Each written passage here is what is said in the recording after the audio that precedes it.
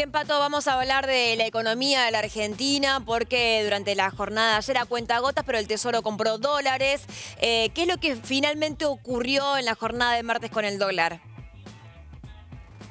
Lo hizo el Tesoro, Emi, y esto hay que decirlo porque vos sabés que cuando compra el Tesoro los números no son tan transparentes, o al menos la difusión de cómo es la operatoria, en este caso es en el mercado libre de cambios, llega con cierto rezago. Por ende, ayer el cálculo que hacían algunos especialistas en tomarle el pulso al movimiento que hace tanto el Banco Central como el Tesoro, podían inferir que el Tesoro se hizo de cerca de 40 millones de dólares. A juzgar por el criterio de quienes recomiendan al Estado Nacional acumular reserva, es una cifra bastante exigua, bastante escasa. Lo cierto es que estos movimientos hicieron mover hacia arriba muy levemente el tipo de cambio ayer. Volvemos a mostrar las pizarras, una práctica que venimos haciendo en las últimas semanas. Y ayer les mencionábamos que el dólar mayorista había perforado en el inicio, en el arranque de la semana, el piso de los 1.400 pesos. Bueno,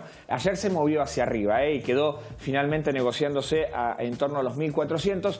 En referencia, hago hincapié en el dólar mayorista porque es el que marca la pauta, Emi, de en qué momento participa el Banco Central vendiendo dólares, si es que se respeta la dinámica de mantener el tipo de cambio dentro de los límites de la banda cambiaria. De todas maneras, estamos en un escenario bastante lejano respecto de los límites superiores de la banda. El dólar oficial está en torno a los 1.425, moviéndose hacia arriba, al menos eso es la dinámica que tenemos que marcar de ayer.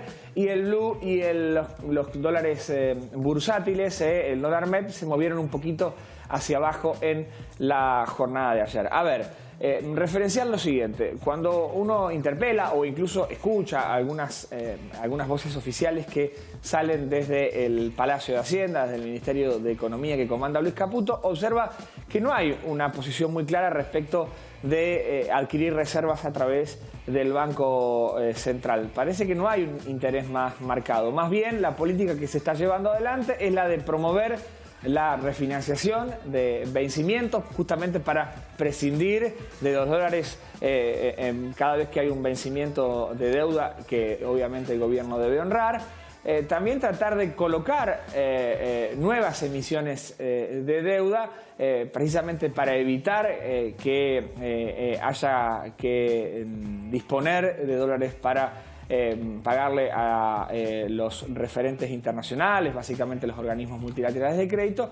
Y también, y aquí se anota la provincia de Santa Fe, el gobierno está intentando promover que bajo este escenario tanto las provincias como también actores del sector privado, y me refiero a empresas, empiecen a tomar deuda y que el gobierno pueda acumular dólares bajo este esquema. Es decir, toman deuda, claro, por ejemplo, estados provinciales, el gobierno acumula reserva bajo este esquema porque después le da pesos a los estados subnacionales, en ese caso, y de esa manera se hace de reservas, pero no bajo la modalidad tradicional, que es la que, por ejemplo, pretendía el Fondo Monetario Internacional. Hablo en pasado porque cuando el ministro de Economía, Luis Caputo, logró ese espaldarazo tan fuerte del FMI en el mes de abril, una de las pautas establecía que el Tesoro argentino, el Ministerio de Economía, debía establecer un programa de acumulación de reservas que después Caputo no respetó.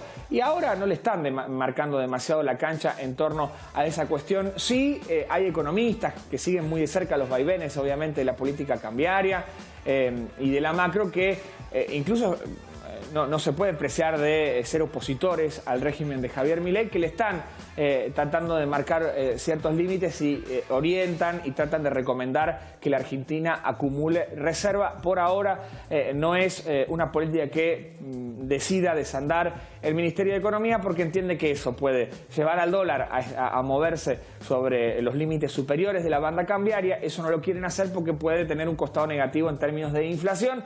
A ver, eso es un poco lo que uno puede interpretar de la política cambiaria que está llevando adelante el gobierno argentino. Busca hacerse de dólares vía otros mecanismos, como los mencionaba recién. Veremos qué pasa.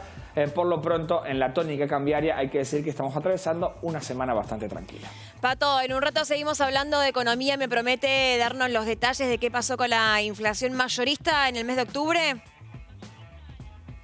Apaciguada respecto al panorama del mes de septiembre. En un ratito ampliamos esos detalles. Emi.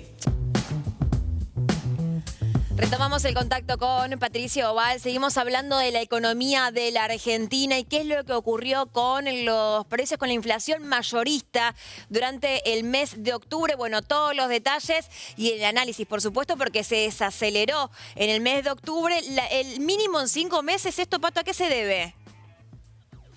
1,1%, Emi, es lo que midió el INDEC en el marco del índice de precios internos al por mayor, el IPIM.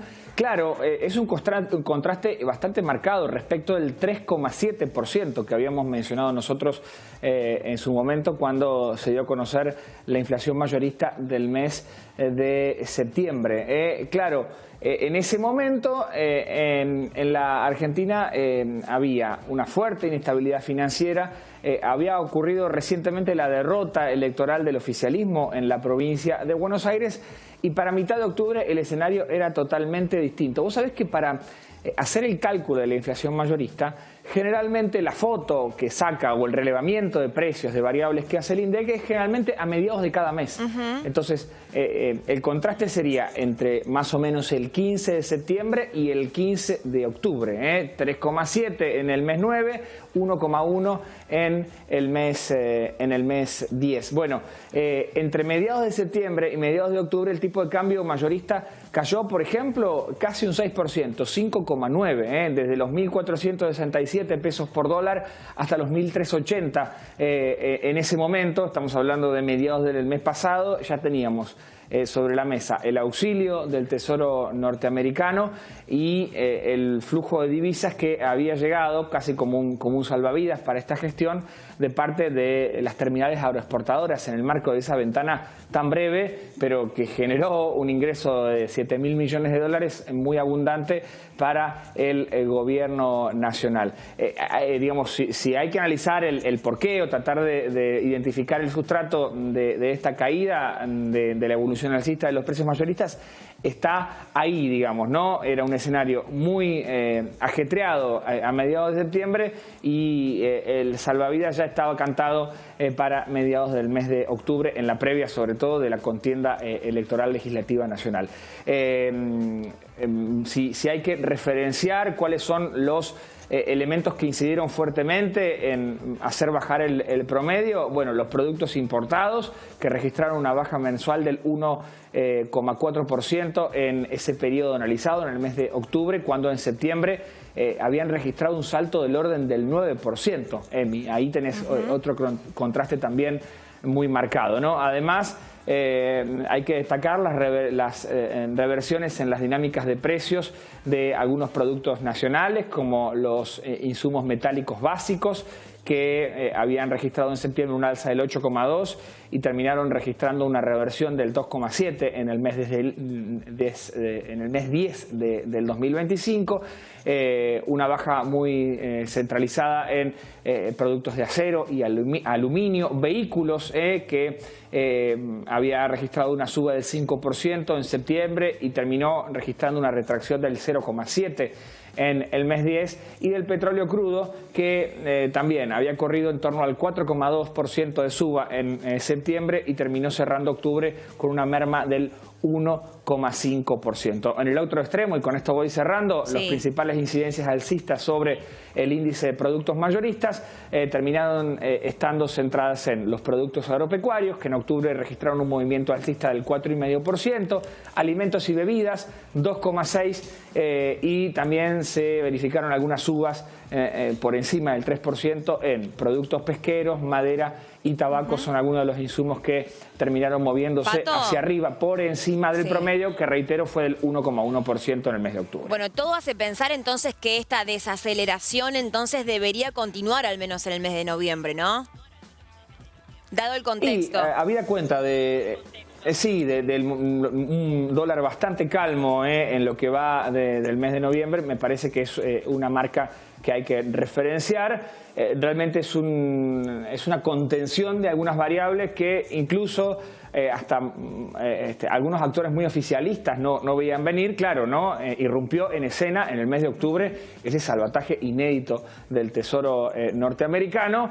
Algunos juzgan que, bueno, frente a ese espaldarazo el gobierno debería digamos, capitalizar esa ayuda, acumulando reservas, porque quizás esa política hoy genera un movimiento inflacionario en los precios minoristas un poco más marcado y un movimiento alcista en el tipo de cambio, pero puede servir para el futuro. Bueno, veremos qué acción termina desencillando el gobierno nacional, el equipo económico, pero sobre todo en el frente de precios mayoristas la cosa está bastante calma. Ahora, esta desaceleración en octubre podría impactar en los precios minoristas del mes de noviembre, o sea, ¿se podría desacelerar un poco la inflación o no tiene nada que ver?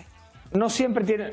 No, sí, hay un incidente que es central en la composición de los precios minoristas. No siempre es una incidencia tan directa, porque ha pasado que los precios mayoristas se mueven con diferente gradualidad respecto de los minoristas, pero es un factor que incide. Recordemos que el gobierno argentino se les está complicando y bastante, ¿no? Mover el amperímetro de la inflación por debajo del 2%, de la inflación minorista, digo.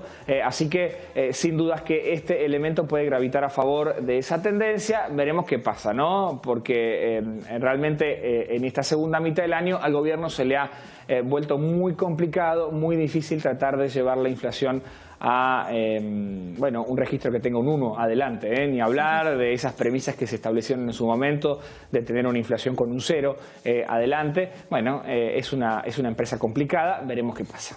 Excelente, Pato, muchas gracias. Nos reencontramos mañana. Un abrazo, Emi, buena jornada, nos reencontramos mañana. Chau, chau.